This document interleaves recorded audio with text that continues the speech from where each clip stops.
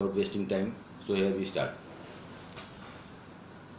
जो हमारा सीबीएसई है, सीबीएसई सारी काउंसलिंग को मैनेज करता है ऊपर से. That is the head of all counselling. चाहे वो आपकी स्टेट की काउंसलिंग हो, डीम्ड यूनिवर्सिटी की काउंसलिंग हो, गवर्नमेंट की काउंसलिंग हो या ऑल इंडिया काउंसलिंग हो.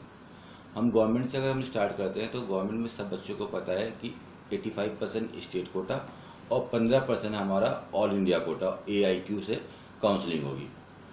जो ऑल इंडिया कोटा की जो काउंसलिंग होगी वो सीबीएसई के गाइडेंस में MCC करेगा. What is MCC? Medical council committee. Medical council committee आपकी ऑल इंडिया काउंसलिंग करेगा 15% की. ये फर्स्ट राउंड होगा और सेकंड राउंड होगा. ऑल इंडिया की काउंसलिंग सिर्फ 2 राउंड होती है, 3 राउंड में नहीं होती है. और दोनों जो मोड रहेंगे both will be online. Offline का कोई मौका नहीं मिलेगा और ऑफलाइन पॉसिबल भी नहीं है. पूरा इंडिया को एक विंडो पे लाना ही AIQ का मेन मोटो होता है, अगर आप इसको ध्यान से समझोगे तो. और स्टेट क्या होती है? स्टेट की 3 राउंड की काउंसलिंग होती है. First round, second round and third round which is mop up round. जो बच्चे फर्स्ट राउंड या सेकेंड राउंड में ऑल इंडिया कोटा से सीट नहीं ले सकते तो फिर क्या होता है, स्टेट काउंसलिंग हो जाती है उसी अल्टरनेट पे. तो थर्ड राउंड में ये सीट्स ऑटोमेटिक ऑल इंडिया से स्टेट को ट्रांसफ़र हो जाती है. जैसे जो बच्चे अपने स्टेट से काउंसलिंग करेंगे और ऑल इंडिया से काउंसलिंग करेंगे, स्टेट की काउंसलिंग चलती रहेगी, 2 राउंड अल्टरनेट इधर होगी और आपकी अल्टरनेट पे काउंसलिंग चल रही है गवर्नमेंट की और AIQ की, ऑल इंडिया कोटा की, उसकी होगी. बट सेकेंड राउंड के बाद भी अगर कुछ सीटें बच जाती है किसी भी रीज़न से, तो वो पर्टिकुलर स्टेट का जो भी कॉलेज है उनको वो वापस चली जाती हैं. फिर जो उसका मॉपअप राउंड होता है वो स्टेट कंडक्ट करता है फिजिकल रूप से. वहाँ पे बच्चों को प्रेजेंट होना पड़ता है with all the documents and everything regarding that. आपको वहाँ पे प्रेजेंट होना पड़ता है. बट इसमें बहुत से लोगों के पास ये क्वेश्चन आएगा कि क्या मैं फिर उसमें स्टेट में आ सकता हूँ कि नहीं आ सकता हूँ. बिल्कुल, उसके लिए रजिस्ट्रेशन होता है, उस टाइम फॉर्म निकलेगा मॉपअप राउंड के लिए. नॉर्म चेंज हो सकते हैं लेकिन अभी तक का नॉर्म यही था कि मॉपअप राउंड में आप एंट्री कर सकते हो अगर आप अपने स्कोर वाइज एलिजिबल हो for any state. Specially for the mop up round के 15% सीट के लिए आप एंट्री करोगे, रिमेनिंग सीट्स के लिए एंट्री नहीं करोगे. फॉर एग्जाम्पल मॉपअप राउंड किसी स्टेट में हो रहा है, अगर हम बात करते हैं लाइक एग्जाम्पल ले लेते हैं महाराष्ट्र की कर रहे हैं, तो महाराष्ट्र में सपोज कर लो कि 5 सीटें कैंसिल होकर आई हैं ऑल इंडिया कोटा की, तो जो बाहर का बच्चा होगा वो उस पार्टिकुलर 5 सीटों के लिए ही एलिजिबल होगा. जो महाराष्ट्र स्टेट कोटा से बची हुई है उसके लिए एलिजिबल नहीं होगा. उसके लिए आपका वही बच्चा एलिजिबल होगा जो स्टेट डोमिसाइल से बिलोंग करता है. So this is all about government counselling. Coming to the private ones. जो प्राइवेट की जो बॉडीज़ हैं, डीम्ड यूनिवर्सिटीज़ हैं और प्राइवेट यूनिवर्सिटीज़ हैं. डीम को तो एक ही विंडो पे मैनेज किया जाएगा, MCC कराएगा, मेडिकल काउंसिल कमेटी करेगा. इसकी जितने भी कॉलेज हैं किसी भी स्टेट का हो XYZ, वो सारे कॉलेज एक ही विंडो पे अवेलेबल रहेंगे in the MCC 1.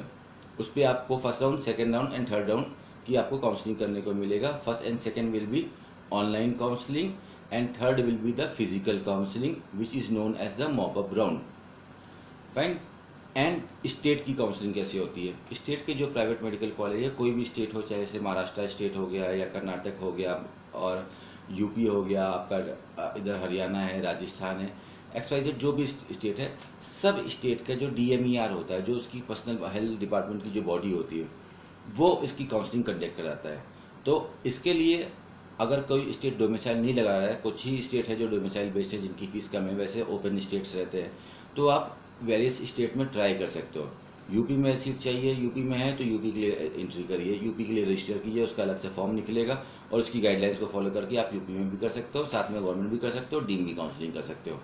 And like Karnataka के कॉलेज चाहिए तो कर्नाटक में जितने भी कॉमेट के कॉलेज आते हैं लो फीस वाले, स्पेशली जिसके लिए हर बच्चा टारगेट करता है 500 प्लस वाला, तो उसके लिए आपको कर्नाटक के लिए रजिस्ट्रेशन कराना पड़ेगा. आपका KE का रजिस्ट्रेशन अलग से होगा कर्नाटक स्टेट्स का.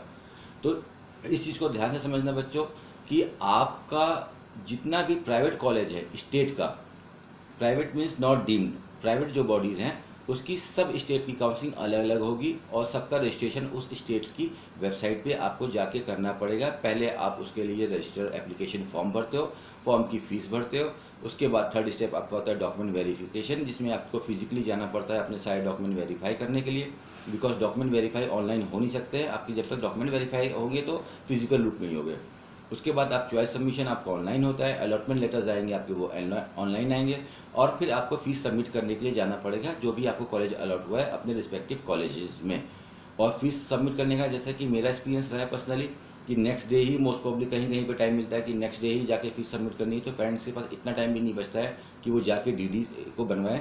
तो आपको अब जो भी रिस्पेक्टिव आपका अमाउंट बनता है फर्स्ट ईयर का, उसको आप पहले से जान लो कि कितना अमाउंट है, वो पैसे को अरेंज करके अपने अकाउंट में रखो कि आपको वो लास्ट मोमेंट पे आप RTGS करा दो, वही आपको सबसे बेनिफिशियल रहेगा और ईजी रहेगा। ओके फ्रेंड्स, कुछ लोगों ने पूछा था सर मॉपअप राउंड को सही से बताओ और मॉपअप राउंड क्या है। तो मॉपअप राउंड एग्जैक्टली ये है कि गवर्नमेंट के रूल्स के हिसाब से अगर फर्स्ट राउंड काउंसलिंग में online, second round online counselling में अगर कुछ सीटें बच गई कोई भी रीज़न से कि स्टूडेंट ने कैंसिल किया या नहीं पहुंच पाए, तो उसके लिए थर्ड ये ऑप्शन होता है कि मॉपअप राउंड कराएंगे। मॉपअप राउंड इसको हम फिजिकल काउंसलिंग भी बोल सकते हैं, जहाँ की बच्चे को खुद से प्रेजेंट होना पड़ता है। इसको लास्ट राउंड काउंसलिंग भी बोल सकते हैं। और जहाँ तक मैं बोलता हूँ कि ये इसमें जो प्रॉबिलिटी ऑफ सीट्स रहती है, लाइक आपका जो फर्स्ट काउंसलिंग होती है उस समय बच्चे के पास कुछ ऑप्शंस होते हैं, बच्चे बड़े कॉलेज को टारगेट करते हैं, बड़े मीन्स गवर्नमेंट कॉलेज को टारगेट करते हैं या उन कॉलेज को टारगेट करते हैं जहाँ पे फीस कम है। सेकेंड राउंड में थोड़ा सा पैनिक होता है, तो ज़्यादातर बच्चा जो मोर देन 70% बच्चा, आपका 75% बच्चा सेकेंड राउंड में सीट उठाता है। मॉपअप राउंड में जो नंबर ऑफ सीट्स रहती है बहुत ही लिमिटेड रहती हैं, तो यहाँ पे डिमांड और सप्लाई बहुत ही बिगड़ सी जाती है, बिकॉज एक एक सीट पे 200-300 बच्चा रहता है। आप मॉपअप राउंड में किसी स्टेट में गए तो आपने देखा टोटल अवेलेबल सीट 300 है और बच्चा पहुंचा वहाँ पे 6000 5000, ऐसे ही होता है मॉपअप राउंड में। तो फ्रेंड्स आप थोड़ा सा स्मार्ट डिसीजन लेना, मॉपअप राउंड तक कंडीशंस को जाने मत देना। बहुत ही वर्स्ट कंडीशन में अगर कोई ज़रूरत पड़ रही है तो मॉपअप में कहना, अपने अल्टरनेटिव में मत रहिए, फ्लेक्सिबल रहिए कि मुझे कॉलेज लेके एज सुन एज पॉसिबल मुझे बाहर एंट्री कर लेनी है, मुझे सेकंड राउंड या थर्ड राउंड तक भी नहीं जाना है। स्मार्टली वही होगा कि आप फर्स्ट राउंड में अपनी सीटों को ले लिए। तो this is all about counselling. जो टेंटेटिव डेट्स हैं आपकी काउंसलिंग की, that will start in the month of June. जैसे ही आपका ये रिजल्ट आ जाएगा उसके बाद एप्लीकेशन फॉर्म आ जाएंगे सेकेंड या थर्ड डे में ही, और आपका सब form submission document verification start हो जाएगा और ये टिल अगस्त ये चीज़ चलता रहेगा। तो काउंसलिंग को इतनी जल्दी, बहुत से लोग बोलते सर फ़ोन पे समझा दिए कैसे होगा, काउंसलिंग क्या है। तो काउंसलिंग जैसे मैंने पहले के वीडियोस में बताया था कि एक लंबी सी एक जर्नी है जिसको आपको चलना है 2-2.5 महीने। तो इसको काफ़ी वॉचफुल रहिए, बिकॉज जो आपका मेन एग्जाम था पार्ट फर्स्ट वो आप दे चुके हैं, जो बच्चे का कैलिबर था अपना स्कोर ला चुका है।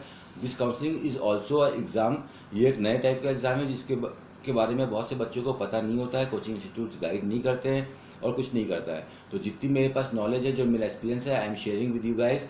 So hopefully you will do best और आप लोग को आपके स्कोर के हिसाब से बेस्ट कॉलेज मिले। And if you guys have any sort of problem, do contact us for the counseling helps. Okay friends, do watch our videos and subscribe the channel for all the information regarding medical admission in India and abroad. Thank you very much friends.